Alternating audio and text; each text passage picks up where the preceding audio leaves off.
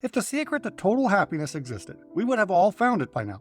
It would be big business sold on the internet, taught in every school, and probably provided by the government. But it isn't. That's kind of weird, isn't it? The one thing we all want, since Homo sapiens appeared 300,000 years ago in Africa, has remained elusive to pretty much everybody. Welcome to Philosopher Insights, the podcast that delivers wisdom in minutes a day that you can put into practice daily and strive to master over a lifetime. The podcast committed to sharing ideas that encourage you to bridge the gap between who you are today and the person you aspire to be in the future. Hi, my name is Herb Lamba, and welcome to my podcast, where I will share practical insights from the world's best authors. Knowledge isn't power. Applied knowledge is. The quest to become the best version of you starts right now. Hi, and welcome to Philosopher Insights. My name is Herb Lamba. Today we're taking a look at Build the Life You Want, the art and science of getting happier. The author of this great book is Oprah Winfrey and Arthur C. Brooks, and this book is published in 2021. So I wanted to take a look at some of my favorite insights from this book, starting with Happiness is Not a Goal, Driving Your Emotional Ship, Hope versus Optimism, Make It About Others, The Envy Weed, Workaholics Beware, Work Identity, and then I finished it off with Plastic Platypus Learning. So let's start with the introduction. Quote, "You too can become the boss of your own life, not an observer. You can learn to choose how to react to negative circumstances and select emotions that make you happier even when you get a bad hand. You can focus your energy not on trivial distractions, but on the basic pillars of happiness that bring enduring satisfaction and meaning. You will learn how to manage your life in new ways. However, unlike other books you may have read, we've read them too. This one is not going to exhort you to pull yourself up by your bootstraps. This isn't a book about willpower. It's about knowledge and how to use it. If you couldn't figure out something about your car, you wouldn't solve the problem with extreme willpower. You'd look at the owner's manual. Similarly, when something isn't right in your happiness, you need clear, science-based information about how your happiness works before anything else, and then instructions on how to use this information in your life. That's what this book is.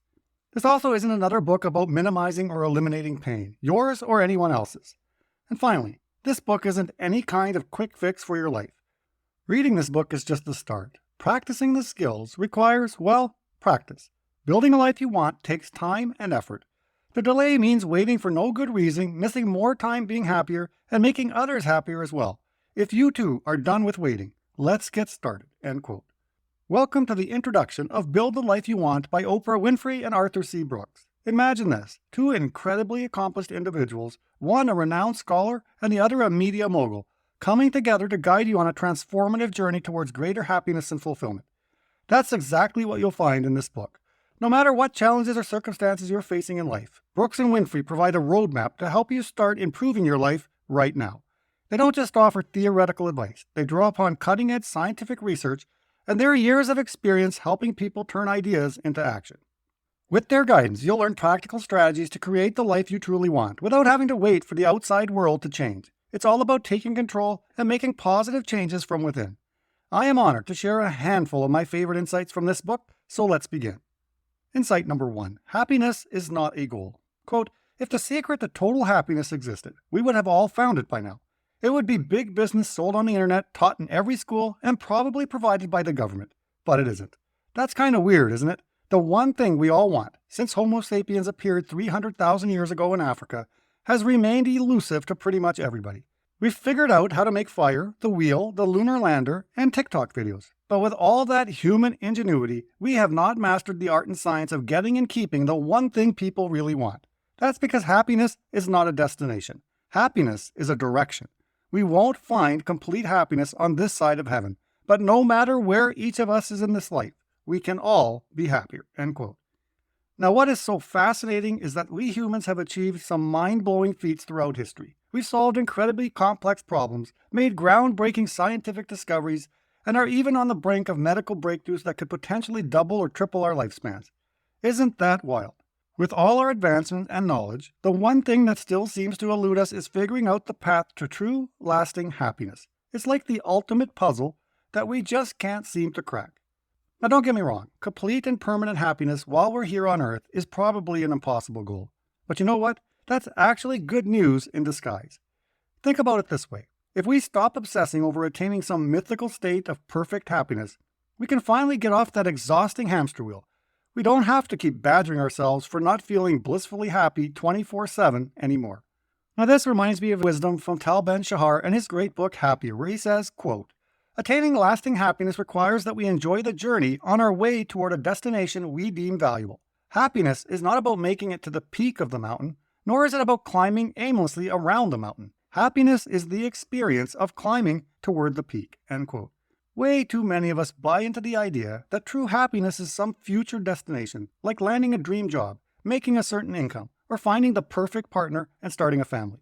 But that mindset just leads to an endless cycle of delaying our joy and putting it off for the next milestone.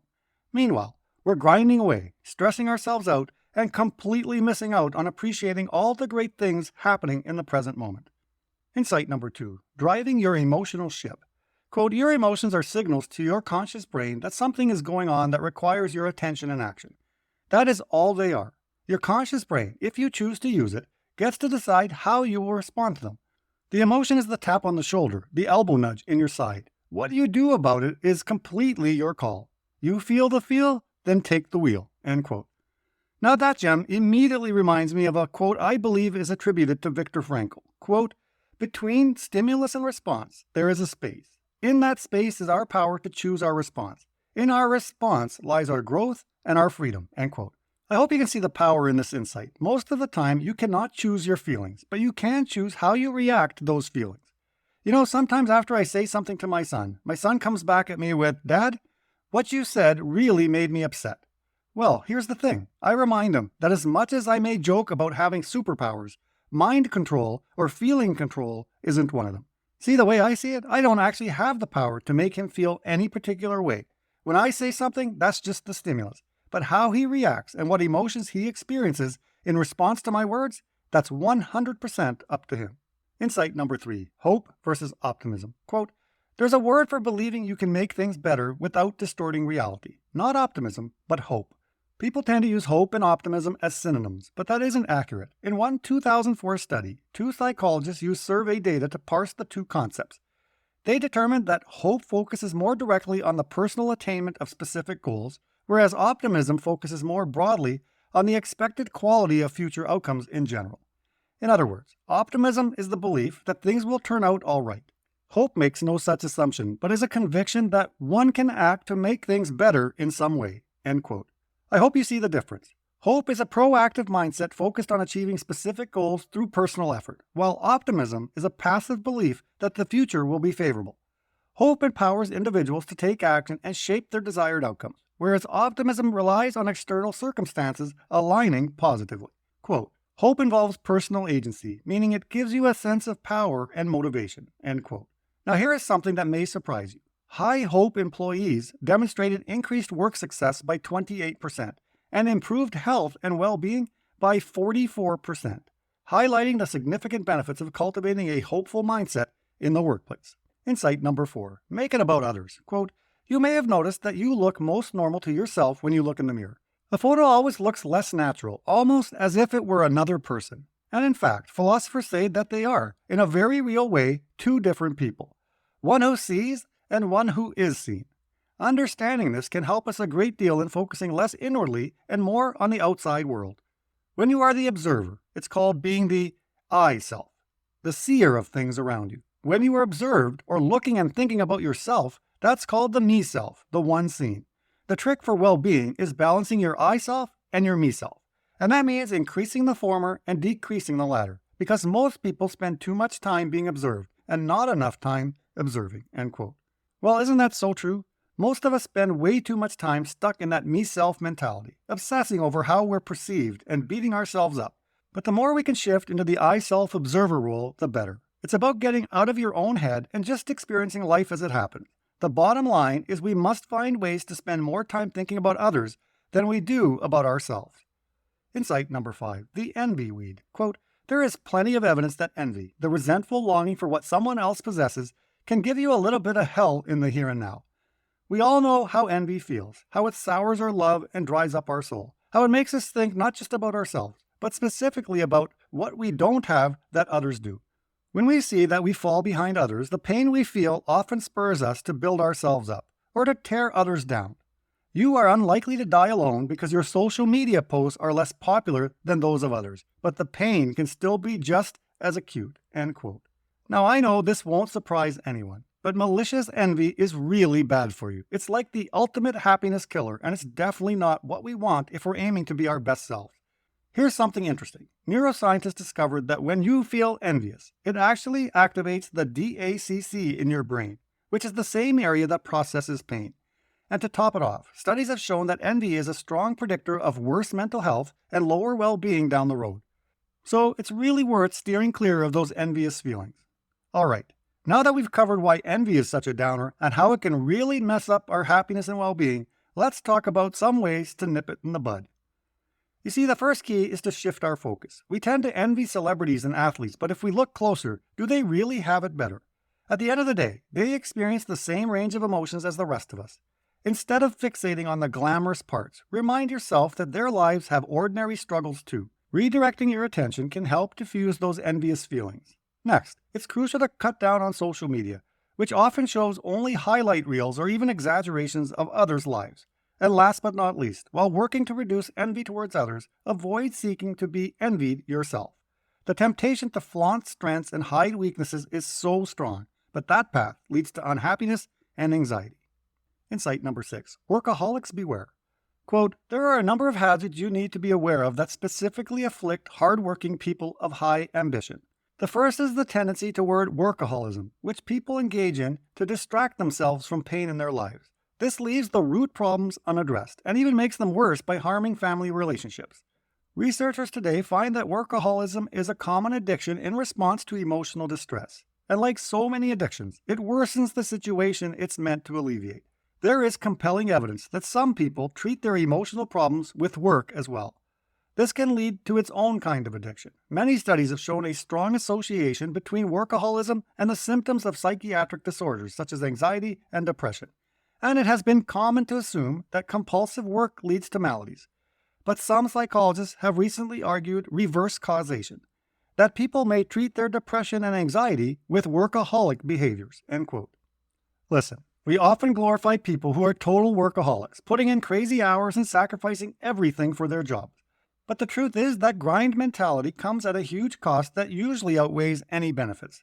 The way I see it, it's like that old saying, you can't pour from an empty cup. If you're running on fumes from overworking, how are you supposed to show up as your best self, whether that's at the office or at home with your loved ones? All right, let's talk about beating that workaholic lifestyle, shall we? The author lays out 3 solid tips, but I want to zero in on the first one, conducting a time audit.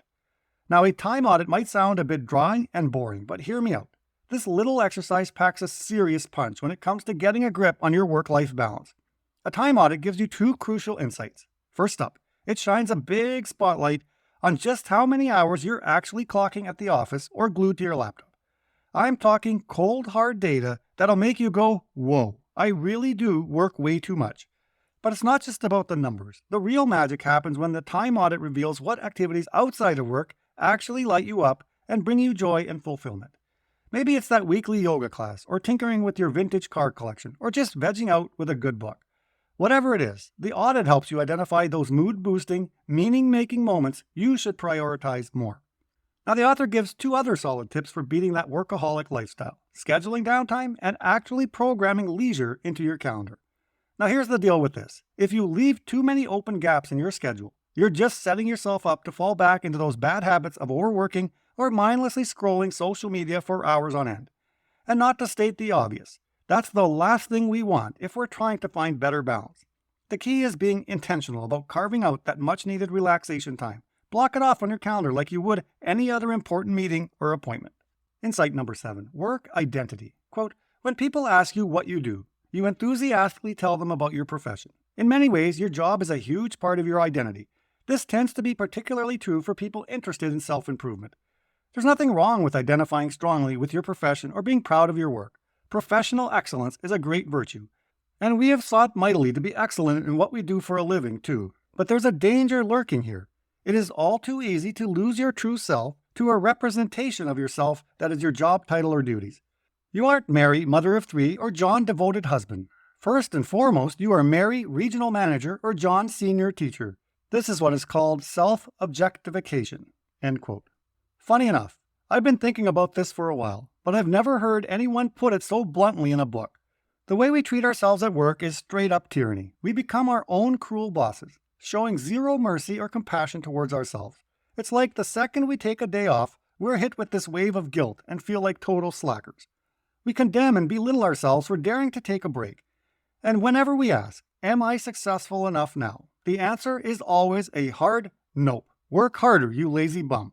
But here's the thing we all need to understand. If you base your entire self-worth on your job or career, you're never going to be truly happy with it. Your work should complement who you are as a person, not define your whole identity.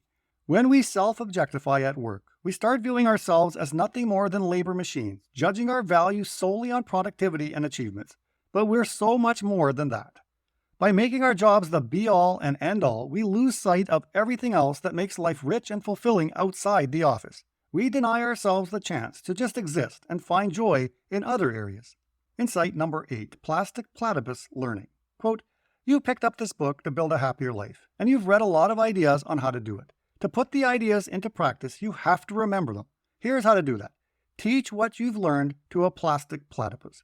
Okay, you probably need some explanation here. There is a technique known as plastic platypus learning, in which people are instructed to explain something that they have learned to an inanimate object such as, well, a plastic platypus.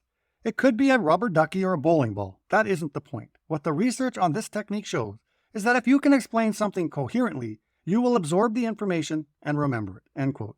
You know, I had no idea about this concept of plastic platypus learning until now, but it's brilliant. The idea that one of the best ways to truly understand something is just to teach it to others.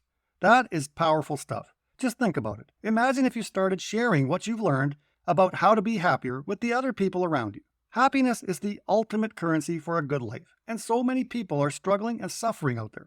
By opening up about your own challenges, you could be that beacon of hope injecting new life into others. That's why it's so important not to hide away or keep our struggles to ourselves. Our message of perseverance and finding happiness despite the obstacles can be the light that guides others through their own dark times. It lets them know they aren't alone on this wild ride we call life. So don't be afraid to be vulnerable and share your hard-won lessons with the world. You never know whose life you might change simply by showing up as your authentic self and saying, hey, I've been there too, but here's how I made it to the other side. That kind of human connection and support is invaluable.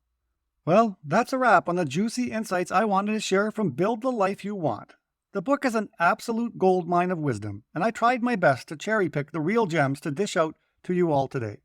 At the end of the day, my goal is always to share ideas and perspectives that can genuinely enrich your lives and expand your thinking, because that's what this journey is really all about. With that said, please remember, stay curious and keep embracing the wonders of knowledge. Talk to you soon. You've been listening to Philosopher Insights with your host, Herb Lambert. If you enjoyed this episode and you'd like to support the podcast, please share it with others, post about it on social media, or leave a rating and review. Thanks again, and I'll see you next time.